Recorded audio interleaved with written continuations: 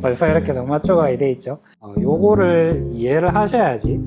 요렇게 층이 하나, 둘, 셋, 넷 안에 폼이 4겹이 있는데, 외부 쪽에 있는 폼은 이렇게 직접 이렇게 타격이 이루어지는 부분이죠. 근데 특성상이라고 말을 하지 어떤 특성인지 얘기를 안 하잖아요. 그 특성이 이거예요. 안녕하십니까. 복싱 알려주는 링사이드 코리아. 잠깐만. 다시. 안녕하십니까. 복싱 알려주는 링사이드 코리아 김관장입니다. 자, 오늘은 복싱 글러브에 대한 이야기를 해볼 겁니다. 원래 이 UK9이 나오면서 저희가 글러브 리뷰를 이렇게 좀 해야 되거든요. 먹고 살아야 되니까 리뷰를 좀 하고 홍보도 좀 해야 되는데, 관련해서 좀 어떻게 하면 좋을까 제가 유튜브에 자료를 좀 찾아봤어요. 찾아봤는데 생각보다 좀 뭐랄까 글러브 리뷰에 대해서 좀 근본적인 것들이 좀 많이 없었어요. 정보가 뭐 글러브가 어떻게 작동을 하고 글러브 내부가 어떻게 생겨서 왜 이렇게 생겨야 됐고 왜 이런 재료를 사용을 해야 됐고 뭐 그런 시각이나 관점에 대해서 이야기해 주신 분을 제가 적어도 한국에서는 찾지를 못했습니다. 그래서 글러브를 제가 직접 제작해 본 입장이잖아요. 글러브 제작자가 이야기해 주는 복싱 글러브의 작동 원리와 구조, 설계 어떻게 해야 되는가 이런 걸 좀 얘기해 볼 겁니다. 이 이야기를 끝까지 들으시면 이제 소비자분들도 이제 글러브 선택을 하실 때 글러브가 이래서 단일보다는 다층 구조가 좋고 이런 소재보다는 이런 소재가 나한테 유리하고 이런 결정을 하실 수가 있게 될 겁니다. 끝까지 봐주시고요. 구독, 좋아요 해주시고 출발하겠습니다. 거꾸로 누웠다. 시작.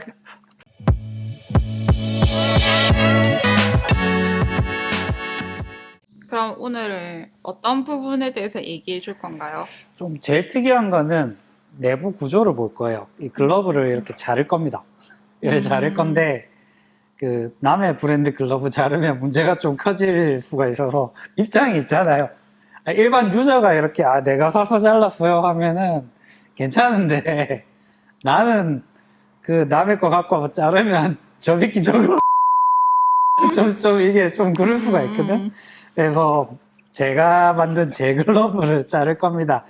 제가 굳이 이걸 홍보하겠다고 자르는 건 아니에요. 이것도 어떻게 보면 안에 어떻게 구조를 했고 왜 이런 원리와 어떤 생각으로 했는지 알려드린다는 것 자체가 정보예요. 정보고 정보는 곧 지금 이게 돈이 되는 시대지 않습니까?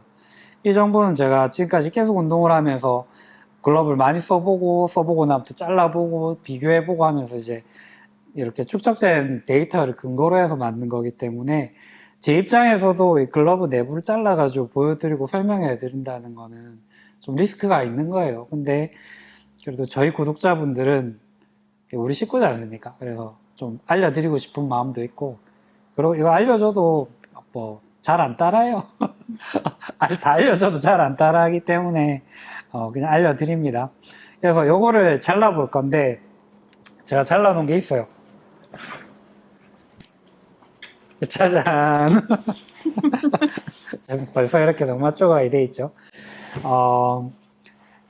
저는 그 한국에 공장이 없습니다. 돈이 많이 없어가지고 공장을 못 가지고 있어요. 대신에 잘 만드는 공장을 알아요. 제가 공장을 엄청 몇 년을 찾았거든요.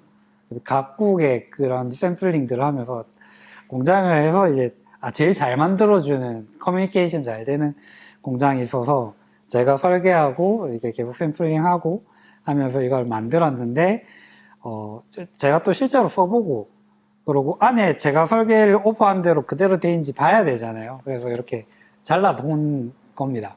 그리고 이제 안 버리고 이렇게 갖고 있으면서 저희 글러브 궁금해 하시는 분들 매장 오면 설명해 드리는 용도로 갖고 있어요. 얘랑 같은 애예요. 같은 애. 이 잘라진 걸 보여드리는 이유가 이 잘라진 이 안에 내부 형태 있잖아요. 요거를 이해를 하셔야지 구조가 왜 이렇게 되는지 글러브가 어떻게 작동하는지 이해하실 수가 있을 거예요. 이걸로 보여드릴까? 잘 보입니까? 네. 기본적으로 글러브는 비싼 걸수록 이 폼이죠. 이 폼 패딩이 다층으로 되어 있습니다.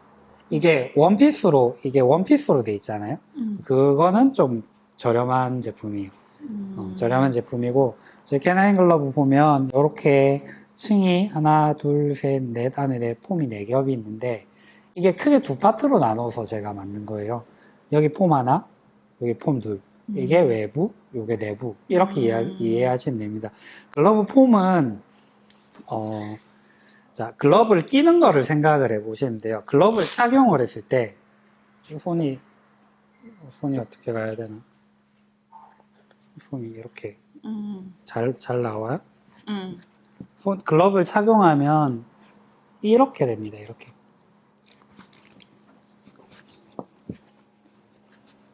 내가 안 보이니까 좀 답답하다. 모양 잘 맞게 됐어요. 맞아요. 이렇게 되면 이게 외피죠? 네. 외부 쪽에 있는 폼입니다. 외부 쪽에 있는 폼은 이렇게 직접 이렇게 타격이 이루어지는 부분이죠.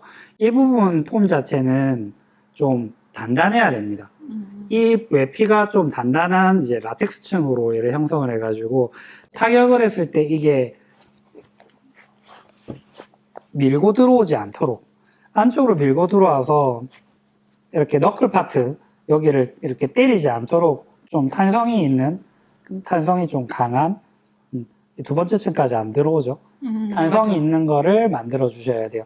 그런데 이쪽은 이 두 층 중에서 이 바깥쪽 이 아이보리색 이 라텍스 폼은 조금 더 이 화이트 폼보다 좀 소프트한 어떤 타격감을 위해서 소프트한 층을 사용을 합니다. 왜 굳이 외부 쪽 라텍스를 두 층으로 하냐면요.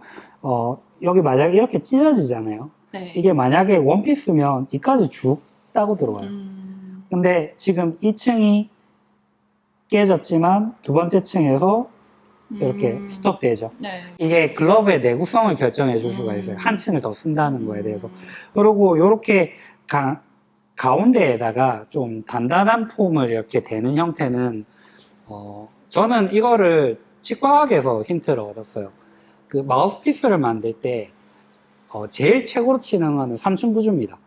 외피를 약간 이런 형태로 하고 가운데 단단한 플레이트를 대고 안쪽에 소프트한 폼을 대는 거는 치아를 보호하기 위해서 만드는 마우스피스 있잖아요. 제가 네. 그쪽 전공자잖아요. 네. 거기서 원피스부터 복층 구조 2개, 3개, 4개, 5개까지 외압 충격 테스트라는 게 있어요. 충돌 테스트라는 게 있는데 이 밖에 약간 하드한데 소프트, 하드, 그 다음에 안쪽에 직접 다인 거 소프트, 이 폼이 가장 좋은 효율을 나온 논문이 있습니다.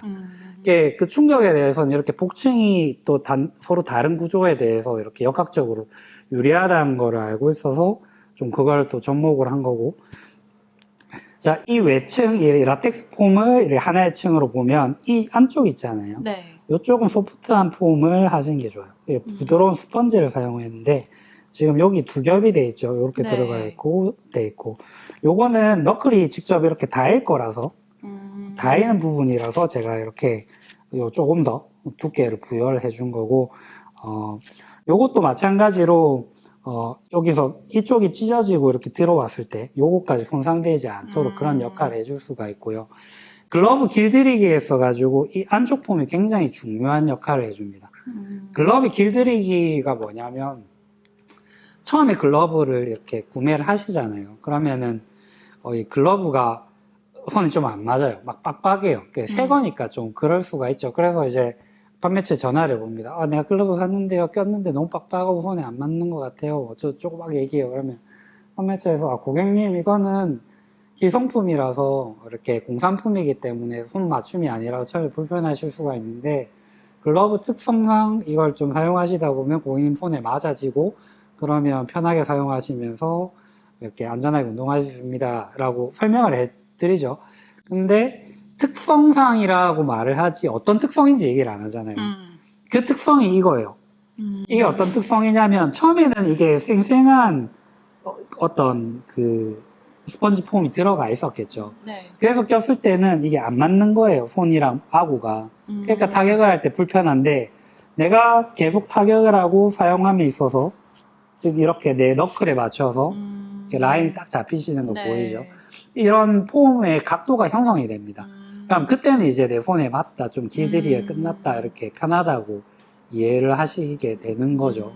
그래서 저희 같은 경우에는 이거를 4층으로 설계를 했습니다. 하나, 둘, 셋, 4개로 설계를 했는데, 크게는 외부 쪽에 약간 밀고 들어오는 거를 이제 외부 충격을 막아주는 라텍스 하나랑, 안쪽은 손을 직접적으로 닿으면서 보호하는 이 안에 소프트한 폼, 내부 폼, 이렇게 2개의 층, 4개의 겹, 이렇게 만들었고, 지금 이 설명만 들으셔도 만약에 이게 통짜라면 이렇게 이 부분이 찢어져서 이렇게 밀고 들어온다.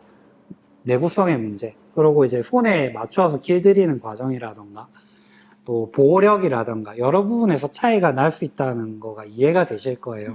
그래서 글러브는 이제 고가로 갈수록 이런 여러 겹 다중폼이 돼 있고, 보통 시중에 다중폼이 돼 있는 제품 쓰려면 10만 원 이상 갑니다. 이게 저희 특이하게 이걸 제가 직접 만든 글러브가 좀 제가 가격을 굉장히 중간 유통 없이 낮춰서 특이한 거지, 실제로 이렇게 글러브 추천 이렇게 문의해 보시면 최소한 얼마 이상 사셔야지 쓸만합니다 라는 말이 거기서 나온 거예요. 내부는 직접 보지 않았지만 써보니까 이제 촉이 오는 거지. 이거는 빨리 망가지고 느낌도 안 좋아. 뭐 저렴한 거. 근데 이제 가격이 좀 올라가니까 괜찮네. 안에 까보면 아마 이렇게 돼 있을 거예요. 그러고 아까 제가 깜빡하고 하나 빼먹었는데, 이건 저희 글러브 특성인데, 여기 라텍스 폼 중에 바깥쪽이 좀 소프트하고 안쪽이 좀 더 하드하다 했잖아요. 네. 이 하드한 폼이 이렇게 손목까지 연결을 해놨어요. 이게 왜 그러냐면 저희 글러브 특성이죠. 이렇게 손목이 이렇게 힘을 줘서 잘 꺾이지 않는, 이걸 하기 위해서 손목 쪽 보강을 강하게 해주기 위해서 라텍스 폼을 요거를 이렇게 여기까지 연장을 시킨 거예요. 그래서 이런 외부에 이렇게 라텍스 폼을 써서 충격을 이렇게 잡아주는 것 말고도 이런 식으로 응용 가능한 설계도 가능하다는 거죠. 그래서 이제 글러브의 작동 원리, 처음에는 이렇게 잘 안 맞지만 내부 폼이 사용함에 따라 손이 맞아지고, 외부는 외부 충격을 막아주면서, 밀고 들어온 걸 막아주면서, 안쪽에서는 어느 정도 쿠션감을 또 유지를 해주고. 그래서 글러브 폼이 이렇게 만져봤을 때 이게 완전히 이렇게, 지금 제가 힘껏 눌러볼게요. 이 정도의 탄성과 복원력, 이게 저항력이 있잖아요. 근데 이거 없이 이렇게 바그라지면서 이렇게 쩍쩍 들어가잖아요. 그러면 그때 글러브를 바꾸셔야 돼요. 그거는 수명을 다한 거죠. 일단 내부 폼에 대해서 설명은 뭐 이 정도면 충분할 것 같아요. 그리고 뭐 궁금한 게 더 있을까요? 그러면 이거는 삼중이 지금 마우스피스에서 이제 힌트를 얻으셨다고 네. 하잖아요. 그러면 이게 많이 뭐 5중, 6중, 7중, 8중 막 더 겹겹이 할수록 더 좋은 걸까요? 글러브 이만해질 건데. 글러브 이만해지고, 지금 제가 2겹이라고 표현했는데, 네. 엄연히 따지면 저희는 3중이라고 설명을 해드려요. 네. 이제 가운데 제일 하드한 거, 하얀 거. 네. 그 다음에 안쪽에 소프트한 거, 네. 바깥에 중간 정도, 이렇게 3중으로 제가 이렇게 한 거고, 이걸 더 얇게 뭐 5중, 6중 할 수가 있는데, 의미 없는 짓이에요. 그래요? 왜 의미 없는 짓이냐면, 이거를 이렇게 충격을 이렇게 견뎌야 되잖아요. 어떤 두께를 가지고. 잘 찢어질 수가 네. 있겠네요. 찢어질 수도 있고, 일정 두께 이상이 돼야지 외부 충격이나 충격에 대해서 저항력을 가지는데, 이게 너무 얇아져 버리면 그 소재의 특성이 가진 그 특성 발현이 안 돼요. 일정 두께는 유지가 돼야 돼. 그래서 요거 보면은 이제 한 5에서 6cm. 요게 하얀 게 약간 더 얇아요. 강도가 있는 것만큼 보여요. 맞아요. 이게 디테일이라니까. 근데 이거를 설명을 안 해주면 모르죠. 그러니까 다 그냥 똑같이 막 만들고 할 때 이게 똑같을 수가 없는 게, 회사마다 이 두께를 어떻게 설정하느냐, 어떤 조건을 어떻게 설정하냐인데, 이게 너무 얇게 여러 겹이 있잖아. 네. 그러면 그 제품에 그 사용된 소재 기능이 안 올라와요. 이게 5중, 7중, 그냥 말장난이에요, 그거는. 그게 내구성하고도 내 생각에는 말장난이고. 그리고 그 가공 과정마다 이게 시멘텀이 붙겠죠. 네. 그냥 뭐 본드를 사용하기도 하고 뭐 자기 고유의 어떤 접착 능력을 가진 걸 쓸 건데 이 층이 많아지는 거잖아요. 그러니까 그런 과정에서 이제 경화 과정이 빨리 일어나요. 땀이 흡수되고 이 사이에 딱 붙어있던 게 쩍쩍쩍 떨어지는 게 아. 이게 갈라져서 깨지는 게 아니라 이 사이가 벌어져서 깨져버려요. 그러니까 이 층이 많을수록 오히려 불리해 줄 수 있다는 거지. 내구성 면에서는. 이게 일정 온수나 두께를 유지하려고 하면은 이게 어느 정도 두께가 이렇게 돼야 되는데 그러니까 그런 조건에서 점점 맞아지지 않게 되는 거지. 그래서 저는 한 3중 안에서도 좀 한 요 정도로 한 4중 이 정도로 했잖아요. 네. 이게 난 이 정도면 딱 적당하게 쓸 수 있는 스탠다드라고 생각을 해요. 그래서 너무 원폼으로 된 거 피하시고 너무 다중이라고 이렇게 해가지고 한 것도 피하시고. 그러고 또 궁금해하실 만한 게 소재에 대한 거예요. 소재 이거 이 가죽이냐 합성 피혁이냐 이걸 되게 따지시는데 네, 맞아요. 주름이죠. 네. 근데 얘는 합성 피혁이 어때요? 없어. 훨씬 덜 되죠. 여기 제가 이걸 잡아서 찢어볼게요. 합성 피혁도 여러 종류가 있는데 마이크로피버라는 소재가 그 색연필이에요. 요거 이렇게 이게 샌드백처럼 빨간 샌드백이잖아. 그러니까 이렇게 빨갛게 물든단 말이에요. 이거를 티슈에 물티슈. 이거 그냥 물티슈로